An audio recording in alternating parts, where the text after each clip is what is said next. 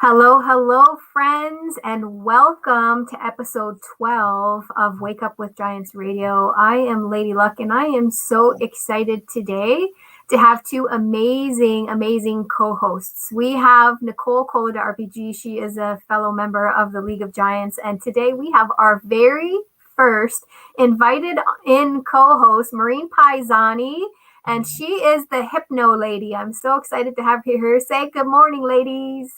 Good morning. Good morning. So today we are going to be talking about finding your soulmate and changing the neural pathways in your brain. So what we're going to do first, my friends, what we always do here on social media is we're going to let you in on the behind the scenes while we get ourselves centered and we set our intentions for today. So we're going to go ahead and do that, and we're going to sit up nice and straight and tall, breathing in and out. In and out. In and out. I show up today in a powerful way. I show up as not only a leader, but a student to learn from these incredible giants that are co-hosting with me today. This show impacts 100 million lives, and we make such a huge difference with this very important topic. I show up in courage and greatness and in service to everybody who is watching today. Nicole? Today I am calm. Today I am present. Today I am in flow. Today I am impacting 100 million lives. Today I am calling in my ancestors, my spirit guides to be here with me. Today I am having the courage to speak from my heart center. Today I am love and light. Today I am in gratitude and learning from Maureen. I'm so grateful for being here. Today I am in service to others. Maureen? Today I show up humble and ready to learn as I receive and share from Source. Today I show up with an open mind, ready to serve the 100 million we are impacting. I am here humbly honored to be with both of you. I am ready to highlight, to teach, to guide, to lead, and to learn from all of you. I am here to be the light at the end of the tunnel, the voice, knowing that there are some of you who need to hear this, some of you who've never heard it, and some of you who have thought about it and were afraid to take action. I am here ready to be of service. I am here ready to share that the ultimate currency is love. Thank you, ladies. That was powerful. All right, we have listeners here. Ryan is here. He says, hello, beautiful people. And we have a few minutes before we go live here. And as our social media followers and all of our friends on social media know, we usually, as soon as we go live on the radio, we have our little intro that plays. So we stay silent for that little intro, and then we get into our topic. I'm so excited today to have you guys here.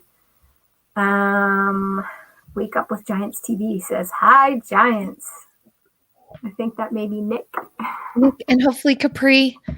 Yes, little Capri. We love our little Capri. Powerful little giant.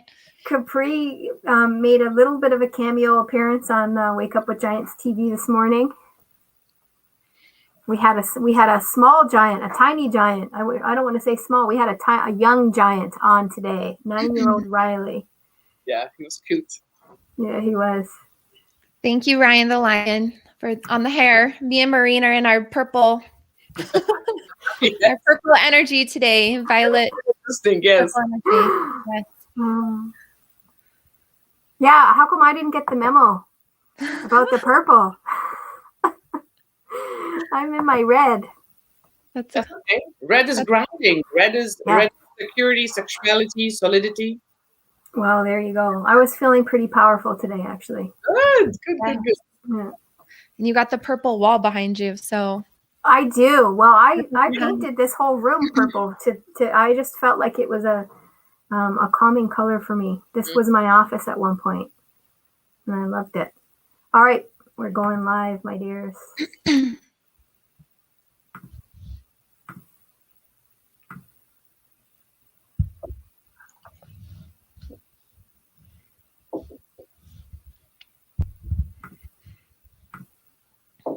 Melissa. Yes. It's Pisani. Pisani, not Pisani. Pisani. Sorry, like pizza, right? Thank you, my dear. That's okay. You can say it. Yeah, absolutely.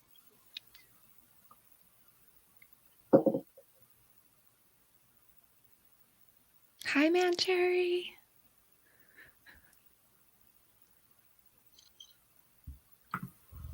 Hello, my friends, and welcome to episode 12 of Wake Up with Giants Radio. This is Lady Luck, and I am so excited to be joined here in the studio today with Nicole Cola de RPG and Maureen Pisani. Maureen is our very first co-host that we have invited in. Maureen was on Wake Up with Giants TV. She was interviewed on Wake Up with Giants TV with us, and we've invited her in today as an expert. I have two experts on the panel today to talk about our topic today. And today we're talking about how to find your soulmate by changing the neural pathways in your brain. And Maureen is our resident hypno lady. She uses hypnosis to change the neural pathways in your brain. And Nicole is our resident relationship expert, and she coaches her clients on how to use strategies to have the best relationships in their lives. So I'm so excited to be learning and growing from both of these powerful giants. So I'm going to start off by having them both say hello and sending the microphone over to Maureen to start us off. Say hello, ladies. Hi, guys. Hi, everybody. Welcome. So start us off, Maureen, and let us know about the neural pathways in our brain. What does that mean for our listeners? Tell us what that means, what they do for us, what they do in our brain, what their function is. So I'm going to, first of all, welcome all of you. And I'm so glad you're here because finding your soulmate is kind of a big deal, right? It makes it's just a little like food with or without salt, right? Yes. So when you think about it, we're going to talk about the brain and then the mind. So it's a very good thing that the brain is in here, keep it in mind here, and the mind is about 6 inches out. So I'm going to be flipping back. Brain and mind are very different, but they work in conjunction, and we get the results of what we think is natural behavior from the collaboration. So the brain neural pathways is, if I'm thirsty and I have a glass of water 6 inches away from me, the neural pathways, they're going to go from the recognition of dehydration equals thirst to sending the message to the brain where the motor sensors are to send the electrical impulse to the neurons. Yes, Nick. And then my muscles work and I grab the glass and I take a sip. When it comes to how we change who we attract, it's a little play from both.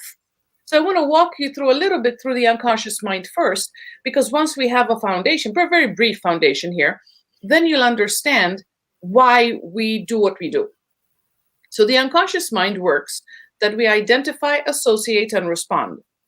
So if we rewind our stories, and I'm going to flip back and forth, boys and girls, or men and women, but it comes to the point where as children, as babies, we are seeing what we have in our family as an identifier. So if we go into the three of us ladies here, if we look into who did we see first, usually little girls fall in love with their daddies first. And we have identify, associate, respond, right? So identification for man, role model, relationship. We have Ken and Barbie. We have Daddy in the first role in our unconscious mind. But the thing is, unfortunately, not all daddies are phenomenal. So we can have that identifier that's already skewed from the get-go. Now, as we go through, what about people who were raised by single moms or single dads, or there wasn't the other partner, right? Or there were multiple divorces or death? What happened to those people? So the child and the child's unconscious mind actually selects. It could be a teacher, it could be an aunt, it could be a grandparent. That's you, Nick. I never doubt it. So, when it comes to how the child's mind works, they will always pick somebody to fill in that gap, whoever the role is. The very important piece to keep here, because whether you're 3, 33, or 93, your unconscious mind has one purpose, one intention, one motive: to keep you safe. Now, it's very important to remember, we have something called the pain-pleasure principle. We avoid pain, we seek pleasure, but it's not what you think. The pain-pleasure principle works on something called unconscious homeostasis. Homeostasis means the need to stay the same. So unconscious homeostasis simply means to stay within the parameters they've gotten accustomed to. So if you had a role model who was abusive, if you had a passive-aggressive parent, a disciplinarian, somebody who was a volatile, trigger anger, then we basically identify the role, the title, mom or dad, who treated us with supposed love, but gave us that behavior. So as kids, we identify love equals yelling. Love equals being hit and then being told sorry. Thank you. And then what happens is we grow up, and what are we looking for? We can't understand why the relationship we drew in had all this anger. Yes. We don't understand why they flipped on us and betrayed us, and we're like stunned. So when it comes to all this, I want you to remember that as we're going through this, from the outside, we have girlfriends, we have buddies, we have colleagues, and we look at the relationship and we're like, oh my gosh, how can they not leave? Well, there's a phenomenon, and I'm here to help because this is really heartbreaking. It's called learned helplessness. They have been beaten down so much that they just give up. They're in an abusive relationship. They acknowledge it's abusive. They have no idea why the other person is doing this. And they're like, okay. And that's not right. So the reason they cannot get out of it is because they actually have gotten accustomed to it. Now, we also have a little side twist of the tail here, because you guys know we have fight, flight, freeze, and food as survival mechanisms. There's a fifth one, but we're going to keep it G-rated. So as we go through this relationship situation, if I'm wired with a survival mechanism to fight, meaning to take action, then I have the guts to say, no, sorry, this is too much, I'm out. But what if I have the wiring to freeze? Then I don't have that in me. What if I have the wiring that, when I'm stressed out, I eat? Because food is basically going to take me to the next day to survive. So then the more I'm beat and the more I'm abused and the more I'm yelled at, the more I eat, which then triggers, all the self-identity issues where self-worth drops abysmally low. So as we go through this, knowing that that's the foundation, how do we change what we seek? Yes. Maureen's laughing at a comment that we had for our radio viewers that can't see the comments. Yes, thank God you can't see the comments, guys. You're good. So how do we change what we seek? Because let's bring it down to reality, right? We all know that the bad boys have that mystique. And there's a lot of women who fall for the bad boy image. But the bad boy image comes with craziness, chaos, unpredictability, bail money, calls in the middle of the night, drama, right? Mm-hmm. Now, remember, identify, associate, respond. So if that's the identification of what a relationship should be in somebody's mind, and then they come to us and they go, I want something different. Oh my gosh, I mean, seriously, enough with the drama. So then we start working with them to get them to see what's the opposite. The opposite would be a nice, decent man. But a decent man, a good man, is, let's say, calmer, a little bit more docile, a little bit more bland than the bad boy. So what's our unconscious mind going to do? Our unconscious mind is going to go look for a man, look for a relationship, look for, oh, this is a, but yeah, but, and takes us back. Mm-hmm. So what I would highly, and this is something you guys can do cognitively, start by making a list. The unconscious mind hates unknowns. So start with, what am I going to gain when I date, when I'm in a relationship with a good man? What am I going to gain? Something mysterious like peace of mind. Something mysterious like unconditional love. Oh my gosh. Something mysterious like dependability. He is actually there for me when I'm feeling lousy. The people who have dealt with the bad boys have no concept of what that is. Mm-hmm. But because, remember, the unconscious hates unknowns, because they've never experienced it, the unconscious mind, now some people tell you it's 88% and some people tell you it's 97% of your brain power. The unconscious mind is going to fight you against meeting and having a relationship with the good guy because it doesn't have a concept of what it is. So, what am I going to gain when I am in a relationship? When, not if. Remember, words are very important. What am I going to gain in a relationship with a good man? What am I going to lose when I'm in a relationship with a good man? I'm going to release and lose self-doubt, constant fear, constant panic. Is he going to leave me? Is he not going to leave me? Is he cheating on me? Is he not cheating on me? Is he going to come home? Is he going to be drunk? Is he doing drugs again? I'm going to lose all that. And that is seriously a nice chunk of headache to release. Mm-hmm. But if our unconscious mind doesn't know, how are we supposed to accept it? Now, when it comes to these things, now the other thing is this. We have a lot of people who are relaunching. They've had their relationship, and now it's relaunch. So the irony here is we need to know who we are. Yes. After a relationship, please give yourself time. Yes, Ryan, you are a very good guy. Yes. So when it comes to relaunching, give yourself 3-6 months. When you find out who you are with what you like, simply because it's your choice, then you can start seeing and assessing who is actually on your same level. Because the thing is this, we also have what is safe in this choice. Mm-hmm. Then you're going to start learning values. Now, I'm going to give you, I don't like pointing fingers or putting people on the spot, so I'm going to point at me, right? So I know what my values are. And there's something I call the non-negotiables, and it's very important to know. So if you think of the traffic lights, we have green, amber, and red, right?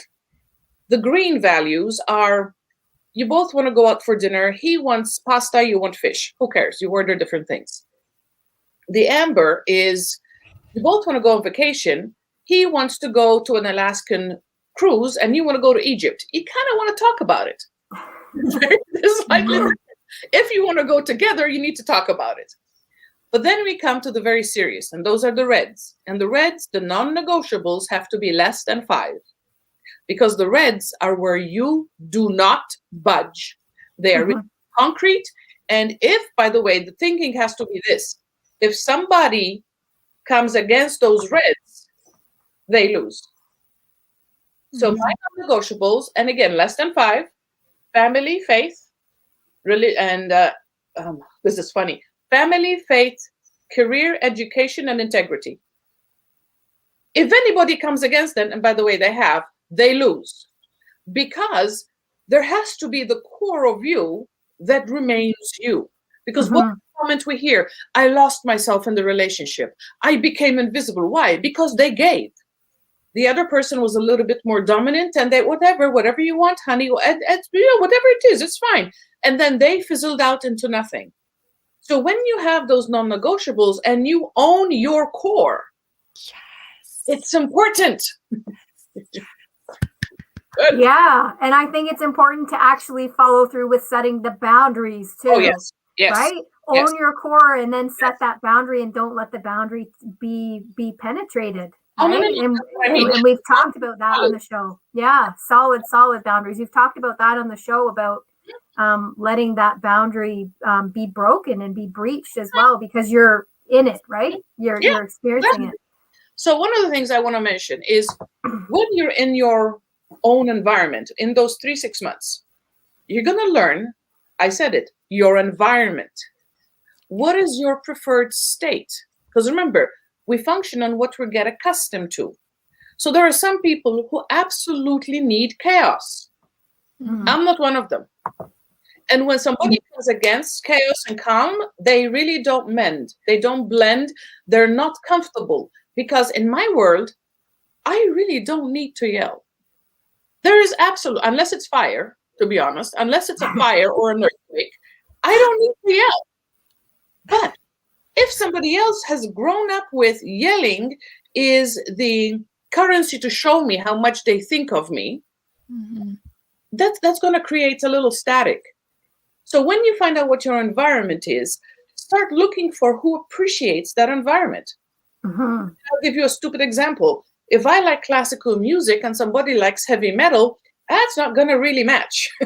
And that's just music, let alone 24/7 living space. I want to bring in a little twist of the tail here, because when we have who we're going to attract, we go by feelings. Mm-hmm. And we're working today on how to attract a different model, right? Yeah. Bad boy to the good guy. Or from the, let's call her, what did I write here? A volatile lady. I chose nice words. A volatile lady Yes. to a calm professional or a calm woman who can actually tolerate stress. Mm-hmm. When we're looking and we're searching, there might be, and this has happened to all of us, we connect with somebody. And there's this gut feeling, and there's this strong gut feeling that we know him, we know her. Something happened, there's magic, there's chemistry, there's a bond. We just met these people. How can there be a bond? So for your audiences, what if it's a past life connection?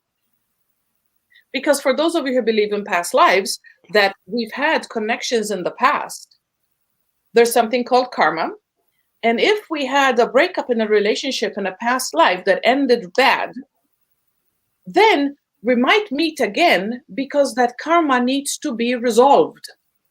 Mm-hmm. If I was a horrible person and I hurt this person really bad, and then now that person shows up in my life, and I don't know, but I feel inclined to, overcompensate or be super nice or forgive 1,000 times.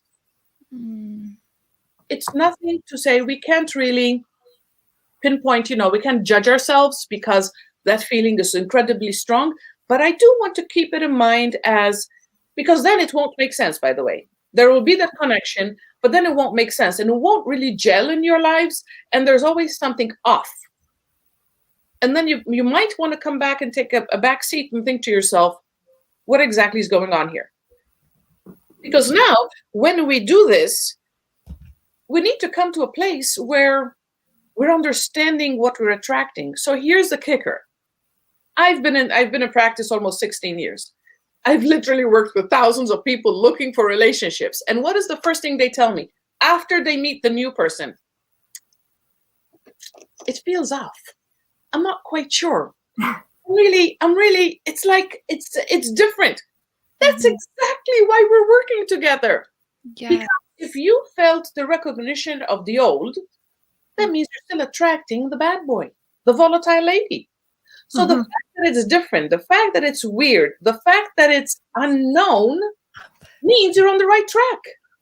I love that. Absolutely love that. Yes. Yeah, that was like the huge for our listeners. I hope that our listeners are taking notes right now, because Maureen is giving us some invaluable information right now. So I hope everybody is taking notes. Get your pen and your paper out. I know I'm going to go back after and re-listen, I'm, like, right? writing notes, and like my heart is just bursting with all these truth bombs, just like loving. Yeah, and I love that. I think and it's resonating so strongly with me, with my own life, and then also with clients or people in my life that I work with. It's just like so aligned with my energy. I'm loving it. I'm also loving that you bring in past lives, because there's so many times that we'll recognize soulmates don't just have to be your significant other. Some people, their soulmates are their children or friends. I have soul family that I'm just like, oh my gosh, I know I'm related to you from like a past life, right? I just recognize their energy when they show up. But with working with people, it's important to know how being around people, the energy, how it affects you, right? It's a huge thing to sit back and think, how do I feel when I'm around this person? Do they drain my energy? Do they give me energy? And even if it's familiar, it's sometimes that familiarity is not a positive thing. When you come from a childhood, I thought that someone yelling at me meant that they loved me, or somebody was abusive, it meant that they loved me, but that's not what resonates for me.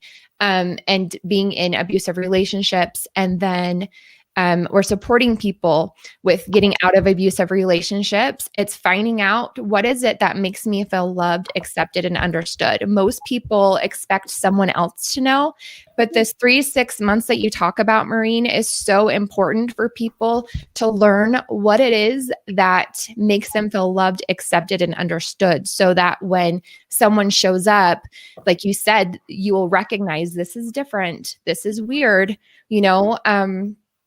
because they have this new, they're attracting this new energy, and it is unfamiliar, right? And being able to take yourself out on a date, and what does that feel like? Having a list of the things that you want, and designing that person, right? And so with my husband, I got out of an abusive relationship. When I met my husband, he's the only guy that got a second date, because I had my core values down of like what I was doing and what I wasn't doing. And it was completely different than the last guy. The last guy was the bad boy, drug addict, calling the morgue, calling the jail, seeing if he's alive, because he just stopped coming home, just like crazy stuff. And so, with my husband, it was like, nope, these are my 5 values. And if you bump up against that, like, sorry, no second date. Like, but it took a lot of being able to really take time. I gave myself a year after I got out of my abusive relationship. Good. And so when people want to just jump into something, I think it's so important that they make the list of what it is that they're looking for, and then how does that feel? Because I know with me, when my husband was nice to me, I would literally start crying, having a breakdown. Why isn't he yelling at me? Like, right? And so I would go call my little brother, John, and I would get on the phone with him, and I would be like, oh my gosh, I'm freaking out right now. Like, he's being so nice to me. I don't deserve this. And him being there like, girl, you deserve this. Like, you've put up with enough. Having that person in your corner, that support group that knows what it is that you're creating, sharing that intention, so that they can be there to support you stepping into your power, because it's terrifying. And usually one person will run when they get into, there's the runner, right? Yes. That's the people that flee as their survival mechanism. Yeah. And I love that Nicole just said that, because I was going to ask you, once we get into that new relationship and we're in that new space and it feels different because we've called in the new one, the new relationship, and that new energy, do we tend to sabotage it and sabotage it because it feels so different, and it feels not necessarily wrong, but just not what we're used to? Well, thank you for that, because I wanted to bring up a topic and you just led me right to it. So if we rewind a hair before we meet the guy, the 3 to 6 months, those are important because we need to build what's called our self-identity. And self-identity has 6 values: self-worth, self-esteem, self-confidence, self-respect, self-acceptance, and self-love. Imagine pistons in an engine. If the pistons aren't going full blast, the engine's not going to work. There isn't going to be enough oomph to take you through, right? You know how when we step on the gas, we want the car to fly? If the pistons aren't working, we're going to get the and that happens inside us. So when you're working with self-worth, exactly what Nicole mentioned, there was a part of her that hoped that she was worthy, but when faced with being accepted and received as worthy, it was so foreign to her that she freaked out. Mm-hmm. So when you have those months of saying, okay, so am I really worthy? And you think about it. And the best way to do it is think of, a niece, a nephew, even one of your own kids as yourself, and go, if I was 6, would I think of myself as worthy at that age? Now, to a little kid who's in front of you, your heart overflows for them. Yes. So if you have the capacity to love somebody else, start with you first. And then when we look at, because again, everything, if self-acceptance isn't high, if I don't believe that I really deserve a decent man, then I'm going to self-sabotage. Mm-hmm. Because if it's too good to be true, who am I to receive? Too good. Oh my God. A man who loves me for me with all my idiosyncrasies? Nope, can't do it. Can't accept it. And sabotage. So we have to build. And the other thing also that I ask clients is, would you want to be a rebound? And usually no, right? Yeah. So when you give yourself the 3 to 6 months, you're basically making the right guy not a rebound, which is then going to really give you a platform to build on. And when it comes to how, remember, we always identify, associate, respond. It always comes back to that. When you've been in an abusive relationship and we have the abusive cycle, we have the calm, and then we have the trigger, which, by the way, as a victim, we never know what the trigger is. We just know that out of the blue, the worst storm happened. The Fourth World War happened in my home. I have no idea why. He went off the handle. She went off the handle. And then after the crises, then we get the remorse, which takes us to the second. And then we get the calm again. So when we're in a loving, beneficial, honoring, reciprocated relationship, and we have calm, and calm keeps happening, the anxiety within us is building because calm means the storm is about to happen. Mm-hmm. And we know that there's a matter of weeks or months before it happens again. And if we go past it, all we know is, it's overdue. It has to happen. And then when the guy does something nice instead of blow up, then we're in uncharted territory. We have no idea what to do with it. Yep. Yeah. Oh, I am sure that has just hit home with tons of our listeners. Because it's true. It's like, and I always heard the term, you're waiting for the other shoe to drop, right? Yes. You're just like waiting. What, it's got to happen. It's got to be there. It's got to be there. But what if it wasn't? Yeah. What if it didn't have to happen? And what if it wasn't there? Yeah. And that's when I freak out and I'm like, why are you not yelling? Why are you not yelling at me? Why are you so calm? Like, do you not love me? Do you know what I mean? It's like, and I just remember, I think, when I finally had been with my husband for a long time and the ex, we have children together, and he was like screaming at me and I started crying and I'm like, why are you yelling at me? Like, I'm not used to being yelled at anymore. So it's just like possible for you to be in that toxic, terrible relationship. And it is possible for you to get past that and for you to change what has been normal for you your whole life. It is possible for you to have a new normal, new life, healthy, amazing relationship. And for me, I just remember that moment, like crying on the phone, like, why are you yelling at me? And then I was like, oh my gosh, this isn't normal to me anymore. I don't even know what to do when someone yells at me, right? Your unconscious mind is accustomed to being treated nicely. Yeah, absolutely. So then the abuse was the strange portion, not the opposite. Yeah. And then the reaction becomes, when you can talk to me in a normal voice and can talk to me in a normal way, then you can communicate with me. Yes. And that you find power in that. Yeah. I was like, I'm not with you anymore. Guess what? You don't get to talk to me like this anymore. Like, it was like this huge, and he didn't have that power over me when I was with him, but it felt like that in the moment. I think people like don't realize that it's not okay in the moment. And then when your normal changes, you're like, hey, guess what, buddy? Like, this is my 5 core values. And guess what? You just went against them and you don't get to talk to me like this anymore. And I just remember like thinking like, oh my gosh, crying and being like, this is so cool. Like, this isn't normal. I can tell him like, guess what? You don't get to talk to me like that anymore. I mean, when you think about it, we all, as children, were told fairy tales. And what is the ending of a fairy tale? And they lived happily ever after. Yeah. Now, if you look at, and I saw something on Facebook, I was crying, I was laughing so hard. What are the lessons that the fairy tales teach us? That if a young lady is fast asleep in a forest, a guy can walk up and kiss her and she marries him. Like, berserk.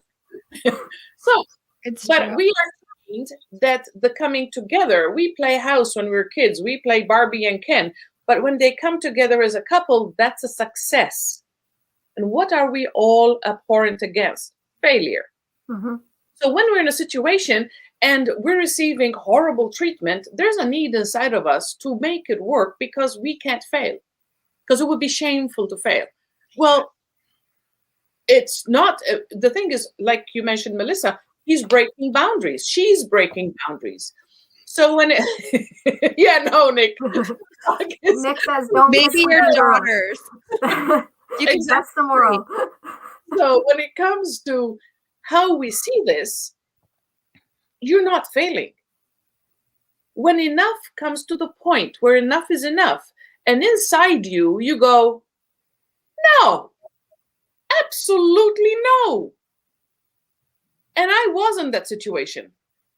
I remember we're in April, so in October, it'll be 13 years, but who's counting? I was in a situation where I was faced with this constant negativity. And I was a hypnotherapist in a college, and I knew that every single person I worked with knew him. Mm-hmm. And it was coming to the point where I couldn't take it anymore, but I didn't want to be a failure. And I came to the realization that if I dared to break away, everybody in the college might side with him and shun me. So I tolerated a little bit more. And then the straw that broke the camel's back happened.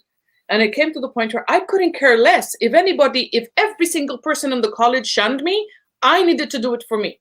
Yes. And I did. And I gave him a 4-page letter why I couldn't be his wife anymore. And yes, the Fourth World War broke out in that house that day. And yes, it's movie-making material because at this point I can look back and smile. But the magic that happened was, yes, it was a scandal. Yes, everybody was talking in hushed tones. But in under a month, every single person in that college came and offered me personally, privately, their support. So it just gave me goosebumps all over my body. I was like, I have to. Now remember, I'm by myself. It's me, myself, and I here in the States. So you have your brother to go to. I was going against everything in the book. Mm-hmm. But I had to because the treatment was that awful. So when it comes to the self-identity points, self-worth, all of them, self-respect, you have to respect yourself. Otherwise, there's a sentence that this is going to be harsh, and I apologize, audience, but it is brilliant. Whoever said it is brilliant. The quality of life you live depends on the behavior you accept. Mm. Write that down, everyone. It is not my quote. I don't know who said it, but it's not my quote. I'm not going to claim it, but it's brilliant. So the quality of life you live is dependent on the behavior you accept. Absolutely. That's so I love that. I'm gonna break us right there and come back on that note. We need to go to a commercial break right now. So I'm going to play that break, and we can go ahead and keep talking on social media there while we head out. Okay, so our microphones are off and we're on commercial break right now just for 2 minutes. Okay. So we can chat away. I love Nick says don't kiss sleeping girls for all of our social media friends. So don't kiss. I was thinking daughters. You can kiss Capri on the forehead. Like Yeah. little girls need daddy kisses in their sleep. Yeah, that's okay. That's okay. Other girls, I don't know. In a forest, wouldn't recommend. I'm loving this, ladies. This is wonderful, and it's so many things are resonating with me too. Good. So I'm loving it, and I love the idea of having it feel different when it's new, and when it's right, and when it's and when it's the right one, having it feel different. Yeah. Experiencing that. Yeah. Literally brainwashing myself with every clip of every movie or anything that made me feel how I wanted to feel when I found my person. You know what I mean? Like, you brainwash yourself with your music, with what you watch. Like, I totally am into brainwashing myself. I know that probably sounds crazy, but it's like I wanted just to have that feeling of like, this is what it feels like when I meet him. Like, thank you for bringing it up. Thank you. That's brilliant. And yeah. I'll give you a few other words. Because I know we have. Okay, we got about a half a minute here. Okay, the more people we can help, the better. Yeah, absolutely. And the more people we can open eyes for, the better. Hugh, it wasn't intended that it was ladies only today. Okay, we're back on in a minute here. Seconds. Hello and welcome back to episode 12 of Wake Up with Giants Radio. I am Lady Luck, and I am joined here in the studio with Nicole Cola de RPG and Maureen Pisani. She is our hypno lady today, and she has been giving us some amazing, amazing nuggets. We are talking today about how to find your soulmate by changing the neural pathways in your brain. If you're just joining us now, get out your pen and your paper and start taking those notes, because we are in the second half of the greatness that is happening here today. All right. I'm gonna let you dive back in, Maureen. I think maybe we can dive back in with a question. Yes. I see one here. It's from Nick. It says, how to let go of past relationship luggage. Oh, how do we do that? That's a good one. That's a good one. Thank you, Nick. So, past luggage. I want you to think about almost like life is, like, let's say you're a mechanic of life. And when you were 2, you had 1 tool to deal with life. And then you were 12 and you had 3 tools. And then you were 20 and you had 6 tools. But now, at your current age, you have 27 tools. From today, looking back, hindsight, remember, today, oh yeah, he gave me glasses too. Today, with the 27 tools, hindsight is very different than what I was when I was in my 20s with 6 tools. So we need to come to a realization, almost like you're seeing 2 different people, because the decisions I made at the time were the best decisions I could come to with the 6 tools I had. Yeah. That's all I had, was experience and knowledge. And, how do we learn where the red flags are once we get burnt? Mm-hmm. We identified, none of us put our hand on a stove, because once we burnt our hand as a kid. Mm-hmm. So we learn where the red flags are by experience. Oh, don't say that because you got this in return. Or don't date that kind of person because you got this in return.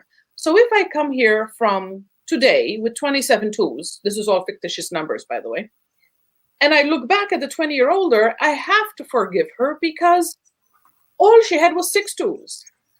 Mm-hmm. And when it comes to leading from today onwards, there were lessons. Now, one of the things I say, I've squeezed in a lot of life in a few years.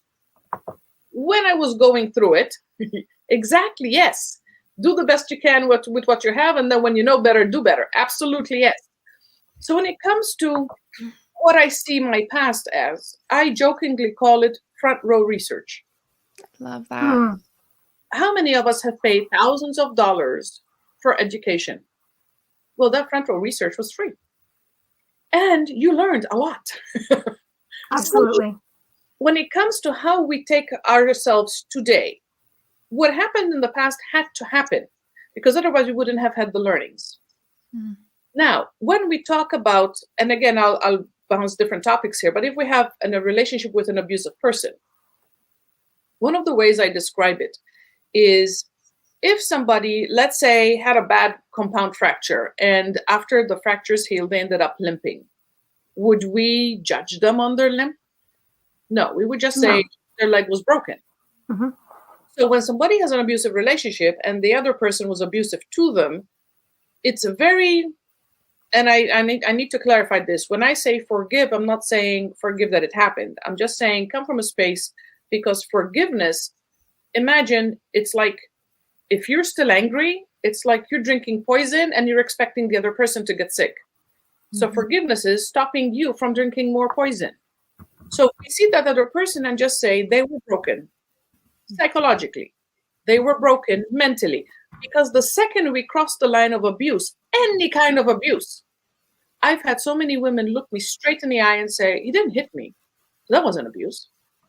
And he butchered them down to granules, because mental, psychological, and emotional abuse is still, guess what? Abuse.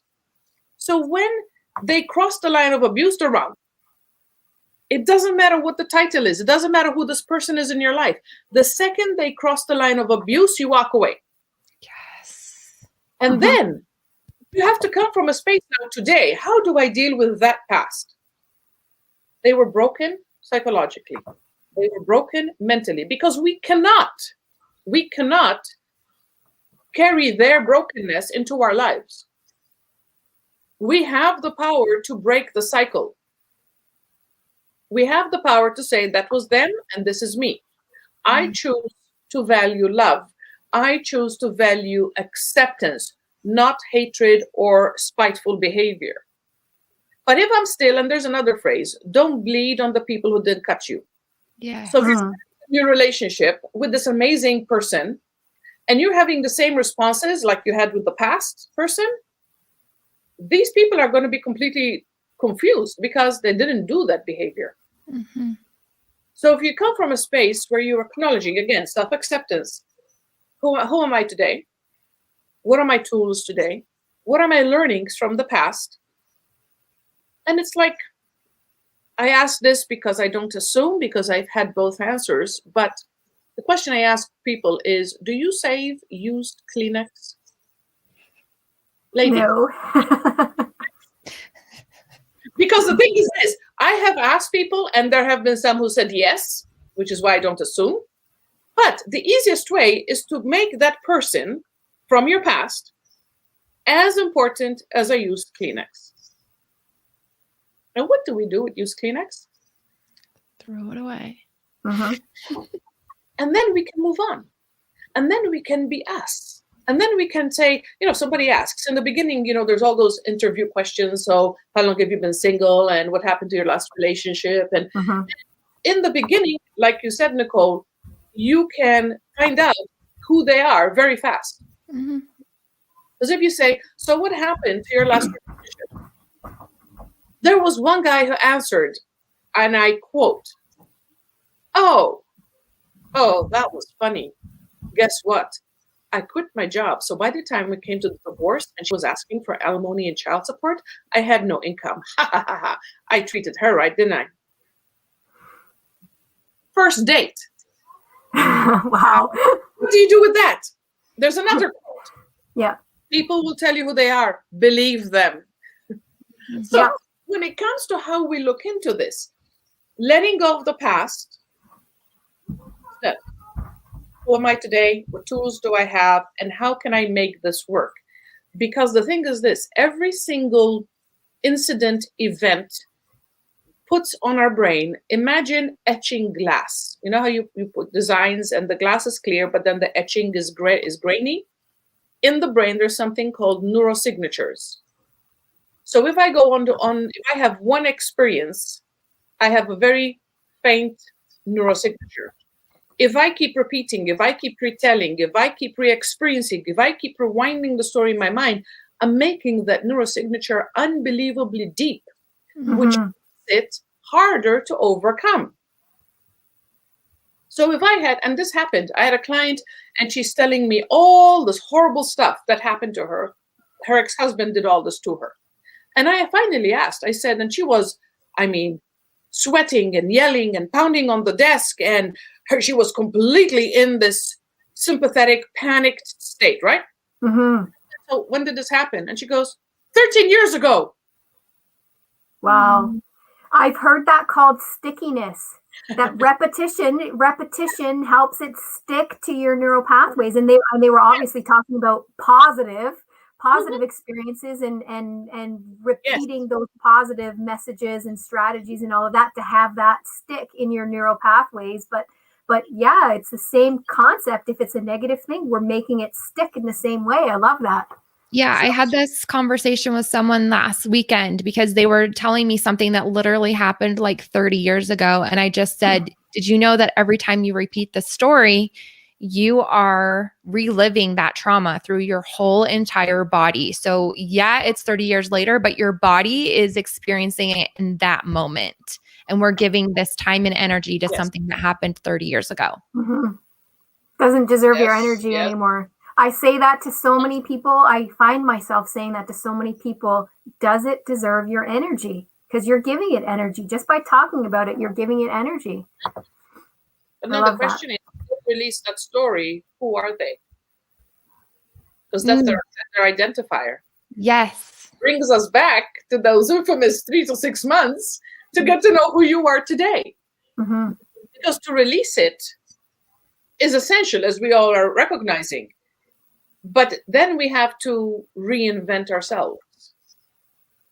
And there are some people who are so scared that reinventing is going to be disastrous, so they don't. They're so scared of the potential. Who could they become? They could actually become amazing people. Once you're free of the abuse, you're unstoppable. Yes. But I love this. Yes, me too. I know listeners right now that are going through some stuff that I see that are watching, and I'm like, thank you, Maureen. Say that again, please. They need to hear it. They need to hear this message. Yes. So this is when the brain and the mind come to work hand in hand, because we need to release the past so those neurosignatures start to fade away. And then we need to bring in new neurosignatures, like you mentioned, Melissa, with the good stuff. And then during the break, Nicole mentioned brainwashing. So I want to play on that, because in the hypnotherapy world, brainwashing makes us cringe and just like, ugh. But in this case, it's a good thing. So for the scientists out there, brainwashing requires, there we go, perfect. Brainwashing requires 3 components: sleep deprivation, protein deprivation, and isolation. So from the negative side of the word, we're not doing that kind of brainwashing. What we're meaning here with brainwashing is the repetitiveness of taking something from unknown to known to accustomed to owning it. So that's what we're doing. So it's almost like when you learn lyrics of a brand new song you love. We hear it, and then all of a sudden now we know it. Yeah. I want you to take the amazing ability that each of you already has and start creating brainwashing, quote unquote, what you would like within the last 30 minutes of your day. So if you had to work and choose a word, you can do this, you can do a month, one word a day for 30 days. You can choose something like dependability. What would it feel like? Feel like, that's the key here. Yes, what would it feel like if my partner was dependable? If I was in a crisis and I called, would he show up? If I was in a crisis and he did show up, how would that feel? If I was successful beyond my wildest dreams and he was dependable, how would that response be? And do it once a day. If he was successful and I could depend on him being faithful, how would that feel for me? If he was an honorable man, by the way, it could be man or woman all the time, right? I'm just flipping back and forth on purpose. But if she was an honorable woman, how would that feel for me? And walk yourself through, how would it feel? Because we connect, remember, sympathetic is fight, flight. Mm-hmm. And if you're sympathetic, all you need to do is shift back. That's all your mind is focusing on, shifting back to parasympathetic. So if you teach your body, again, we keep going back to the same point here. Those 3 to 6 months, you need to teach yourself what safe feels for you. Mm-hmm. And there are 3 ways in how you can actually recognize physiological safety. So right now, all of you, just do it with me for 2 seconds here. Check in with your heart. Is your heart beating fast or deep and rhythmic? Now, check in with your breathing. Are you breathing shallow from the top of your lungs, or are you breathing deep and rhythmic belly breaths?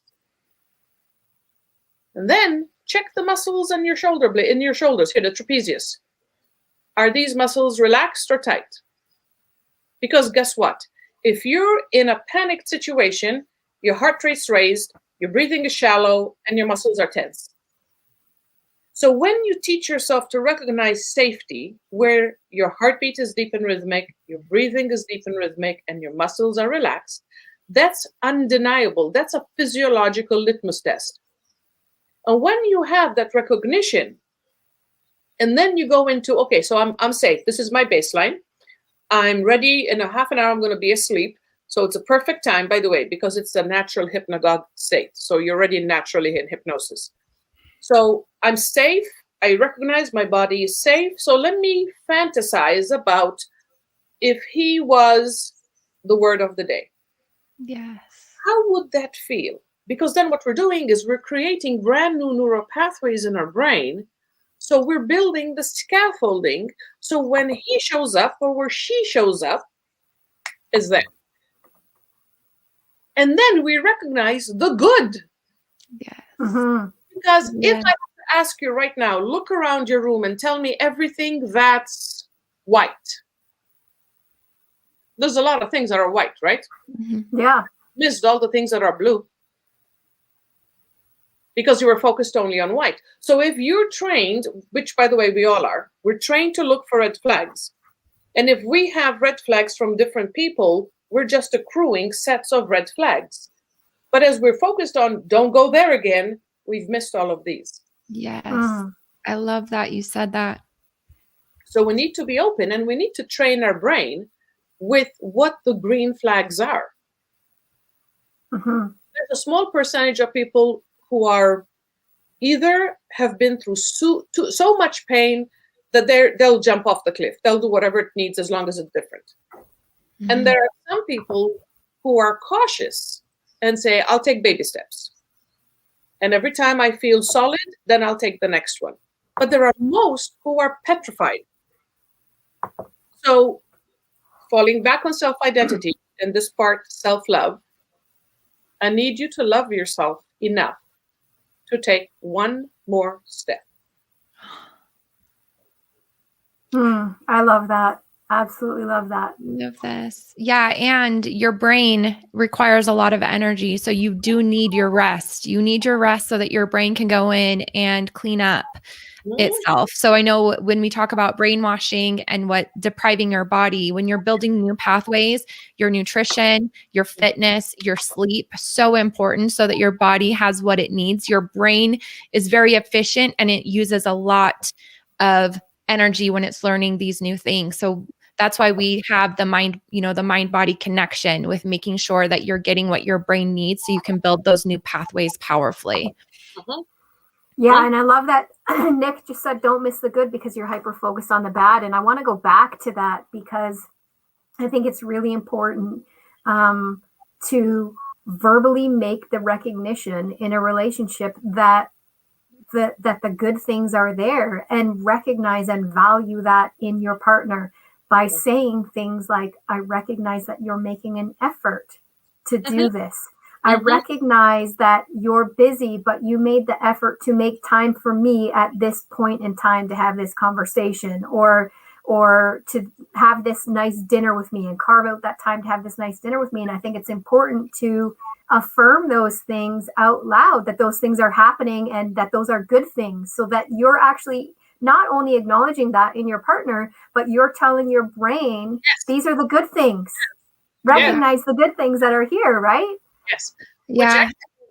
Go ahead, Nicole. Go ahead. Oh, I was going to say too, and also when things have come up in my marriage or my relationship, I can recognize like this is a trigger from my past relationship. So this is probably such a bigger deal for me right now because of what happened in my past. Like, you know, it's been 13 years and he does something and I freak out, but it's not. I'm like, I have to tell him like this happened and this was a trigger from my last relationship. I know this isn't who you are. Being able to verbalize that as well. Like when something negative happens, it's not like it doesn't throw me all the way back to you're not safe anymore. It's like, this is my baggage from my past relationship. This doesn't have anything to do with you after I have the freak out moment, right? Yeah. Say that piece first. If you start out with, honey, this has nothing to do with you.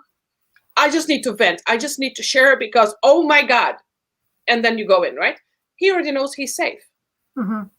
Because what happens to us is we get triggered, we explode, and then we're like, oh man, that was the other guy. That was the other woman. Yep. Then we've already hurt. Mm-hmm. I mean, if I stab you in the back and afterwards I go, nice, I didn't mean it. The stab is still there. Yeah. Yeah. So yes, it's very important. And the other thing I want to mention is we have a very nice tool nowadays called the 5 languages of love, or the 5 love languages. Mm. And I recommend that book. And I'm sorry, I don't remember who wrote it, but it's phenomenal. And you can look it up. The 5 love. Okay. The 5 love languages. Nicole's looking it up now. Purple cover. But here's the thing. There's a 5 languages of love. Words of affirmation, acts of service, gifts, time well spent, and something else. And there's a 5th one that I always forget. But here's why.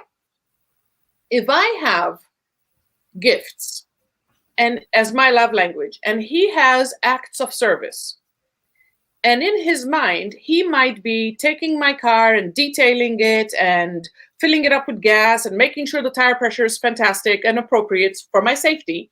So in his mind, he's doing an act of love, but I'm not getting a gift. All that work just goes past my radar. Yeah. So one of the things I recommend is if you're in a relationship and you want to kind of rekindle the spark, read the book together, as in you both read the same chapter during the week, and then on date night, discuss what you thought of that chapter. See which love languages, what priority they have. Because if that's there you go. Thank you, ladies. There you go. Perfect. So when it comes to how we do this, be aware, because that's exactly what Melissa said. His love language might be completely different than yours, and you're just completely oblivious to it. So when he's doing what he thinks is grand slams all the time, it might not even be recognized in your world. Absolutely. I think there's a quiz that you can take online too, that can tell you what your love language is, so that you can swap that with your partner, so that you can both be aware. And I think it gives you the primary one and the secondary one, so you kind of know where you sit there, and then you can actually be cognizant of what you need and know that if you're doing those things for your partner, this is what they actually need, and shift in that way. Yes. Because then, like, if he needs words of affirmation and you think, well, he's a man, why should I, be his cheerleader? Yeah. If you recognize that it's important, then every word you say to help him, he's going to feel tremendous. And when he feels tremendous, what's he going to do? Reciprocate. Absolutely. It becomes this winning game of who's going to outdo who. Try saying that 3 times with an accent. So, when it comes to, I feel so loved, I have to love him more. And then he goes, I feel so loved, I have to love her more. Isn't that the best outcome possible? Absolutely. I'm so inspired by that. Oh, I am too. I'm All of inspired. our listeners, go make people go do something for someone. Yeah, absolutely. I'm inspired by this whole episode. It's been absolutely incredible. And Nick just said it well. He said, I feel tremendous after this show. I agree. It's been an absolutely wonderful show. We only have a minute here left, so I'm going to ask you, ladies, do you have any final comments, suggestions, word from our radio listeners before we sign off the radio there? You're worth it. Oh, Go do it. I love that. For all of our radio listeners, you are worth it. Go do it. I'm going to invite you all before we play our outro here. I'm going to invite all of our radio listeners to join us next week for episode 13, where we talk about how to stop self-sabotage from fears and emotions. And remember, friends, if you haven't gone to our YouTube channel, The Giants and the Smalls, and liked and subscribed there, please do so. All right, we're wishing you all a wonderful week on the radio. We're going to sit tight on social media there, and we're going to say goodbye here. I couldn't top it with Maureen, her outgoing message. I was like, it's perfect. I know. I was like, oh my God. Go do it. Incredible. So we have about half a minute there. So amazing. Thank you so much. You are amazing too. We just have about half a minute there on our extra, and then I will then we'll move over to social media and we'll just wrap up there. Yes. If anyone that's watching on social media has any more questions for Maureen or Nicole, please do pop them into the comments there, and we will address those comments. I would also love to see all of you guys go in there and post, I am worth it. Oh, that would be amazing. Go type that in the comments. Really cement that in. Anchor that in. I am worth it. I deserve it. Mm-hmm. All right. We are off air there. Nicholas says, thank you, ladies. Oh, thank you. I'm thanking both Maureen and Nicole. This has been absolutely eye-opening. I have learned. So I'm serious when I say I'm going to go back and watch the recording and take some notes. Nick says, I am worth it. Yeah. And Cherry says, you were good going today, Maureen. Thank you. She loves what you said. We are all worth it. And I'm going to tell all of our social media friends, if you are looking to learn more from Maureen or want to engage her with some hypnosis, then please do contact her. Maureen, what can I put up here? ProThrive SBH. Pardon me? ProThrive SBH. PROTHRIVE SBH. So it's, hold on, this way. Yep, I got it. Science-based hypnotherapy. Love it. Love that it's science-based. Yes, I don't do anything because Maureen said so. I'm trying to get that up. Yes, I'll get that up in the chat. ProThriveSBH.com. Like that? .com. Oh, okay, here, I'll fix that. Spaces.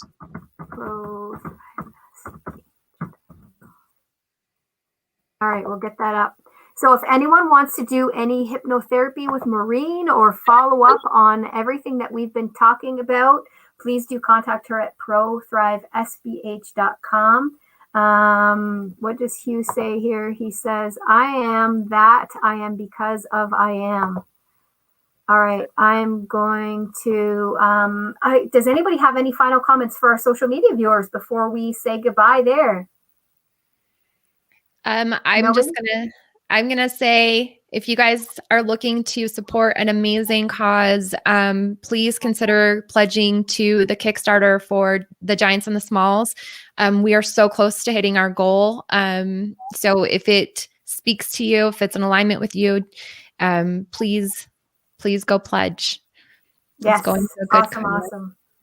All right. Thank you, everybody, for joining today. We are going to say goodbye. And don't forget to our social media viewers, next week, we're talking about how to stop self-sabotage from fears and emotions. And Maureen will be joining us as a guest host again next week. I'm so looking forward to that. And I hope that you are too. Have a wonderful, wonderful Sunday, my friends. Love you guys.